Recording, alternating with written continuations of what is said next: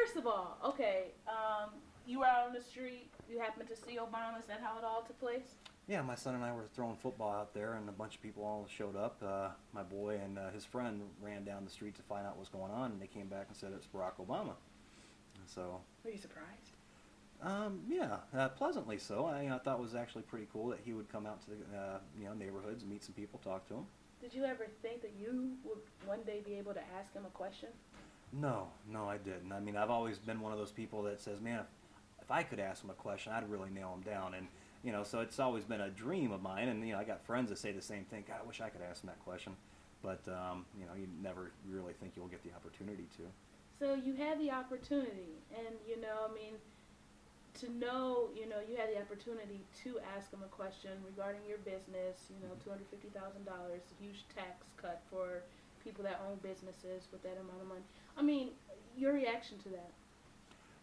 Well, I just I didn't think it was right. I work hard, as do other people who have small businesses or want to buy small businesses. That's their dream. And to take the money that I've worked for and redistribute it to other people who, don't deserve it or, haven't worked as hard as I do, and it infuriates me, really. I mean, that is the mark of socialism, to redistribute wealth. I mean, that's what, Karl Marx said. And did Obama answer your question at all? Did he give you the runaround?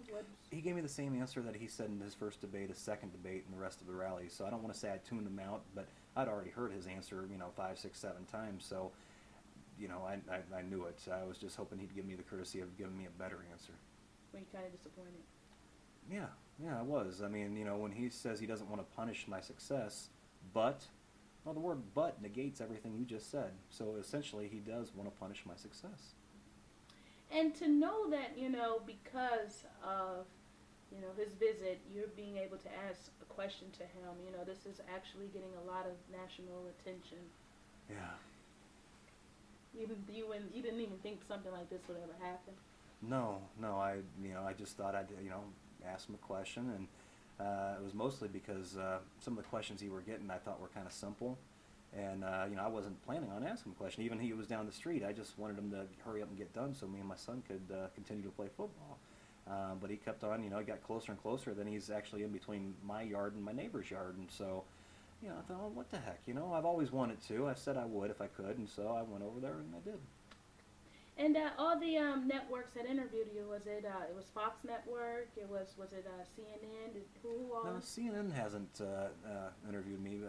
Mostly all the Fox, different shows that are on Fox channels. A lot of talk show radio hosts have called me up, from Tampa Bay, from San Antonio, Cleveland, Seattle. I mean, a lot of different talk shows have called me up. And then I have a lot of friends that call me. I work throughout the day, so I don't get to hear a lot. And, and they tell me that Rush has, quoted me, or Sean Hannity. And, these are guys I have listened to, and it's kind of neat to, hear them repeating something I've said because, Lord knows I've repeated something those two have said quite often before. So, that was kind of cool. Okay. And is there, clearly you're a McCain supporter? Is that safe to say? I wouldn't say it's safe to say. Still undecided? Is that... I don't want to say I'm undecided. I just, that's between me and the button I push when I go in there. I just essentially, I asked a hard question, and I want people to, ask them some hard questions. Really get out there and learn, educate yourself instead of just following the leader. I mean, get out there, get on the internet. The information's at your fingertips. That's where I got my information at. I really want to understand what McCain wants with us. I want to understand what Obama wants with us, and I want to see how that, works in my life and my family's life and my community. Is it really going to be better for us if Obama's in or McCain's in?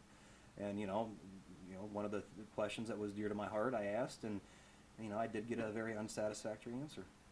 Okay, let's talk about your business a little bit. Mm-hmm. Now, currently, it's owned by someone else, but you want to take ownership of the building. Is that the business? Is that correct? Yeah, right now, Al Newell owns Newell Plumbing, and that's something I'd like to, in the next couple of years that him and I have discussed, is take that over. But it's not like I have, $500,000 sitting in the bank where I can just hand over to Al right now. I have to, work, save some more money, and then make payments, for many years before I actually get to say I own this business. I see. And as I understand that, when Barack, when you asked the question to Barack, he really didn't give you a straightforward answer. and you said that a lot of people need to actually go and do research and Mm-hmm. get these answers or these questions answered. Is there like a message you would like to send other people? I mean, during the rest of the rallies that they have up into the presidential election. Don't listen to the rhetoric. Don't sit there and listen to he said, she said. Uh, the ads are pretty much misleading. They throw a little bit of truth in them, but a lot of times you really got to pay attention and to sit there and listen to what your next door neighbor John said or Debbie said. That's hearsay. And you're already biased to a point. They know who they're going to vote for, maybe. Go find it for yourself. Don't sit there and listen to what MTV says. Don't go there and listen to what Fox News says or CNN says. I mean, find out for yourself. I mean, that's the biggest thing. Okay, and let's go back to the business a little bit. I know $250,000. Barack says that those people who make that much, they would definitely get the tax cut. Increase in tax cut. But my question is, for some people, they think, well, $250,000, that's a lot of money. I mean, would you disagree with that? Would you agree? Well, no, it's a lot of money, and if someone gave me $250,000, man, I'd be sitting there dancing all the way to the bank. But the problem is, it's not $250,000. I mean, that money goes a lot of different places. I mean, they're talking about net, and so I want to make that difference there.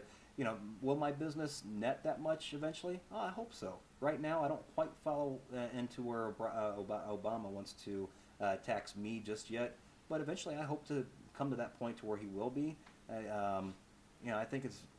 I'm sorry, I kind of lost track with the question. Oh, no, you were on the right track. You were just saying that that 250 will go to a lot of different places. You wouldn't want him to tax you. Oh, okay. Well, if you look at my neighborhood, it's a modest neighborhood. When I own the business, I will still live here. My house is not a $300,000 house. My house is a $132,000 house, and I love my house, and and I'll probably live here the next 20 years, and hopefully out of those 20 years, I'll own that business for 15, if not longer.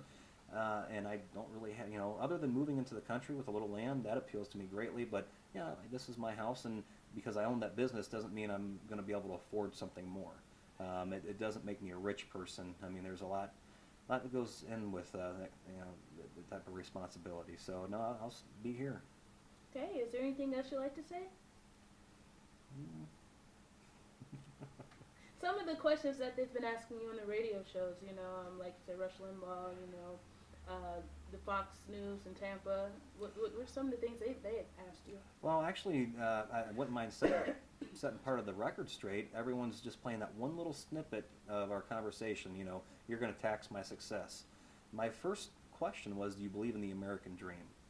And the American dream is to be able to work, buy yourself a house, raise your family, hopefully in some type of comfort, provide college for your children, and succeed in your job. Whatever little material things that you desire, or if you want to go camping. I mean, just simple things as far as for me it is, anyways. And so when I asked him if he believes in this American dream, he said yes. Well, then, if he believes in the American dream, why does he believe it's okay for him to take money from my hard work and redistribute it? That's not the American dream. So that was the whole point behind it. You're going to vote somebody in, possibly who doesn't really believe in the American dream. They believe in things being fair as far as how they look at it. So that's probably the only thing I would add to that. Okay. All right. Is there anything else you'd like to say? Just anything else I'd like to say? I would like to. No, that's about it. That's it. Okay. All right. Well, perfect. Thank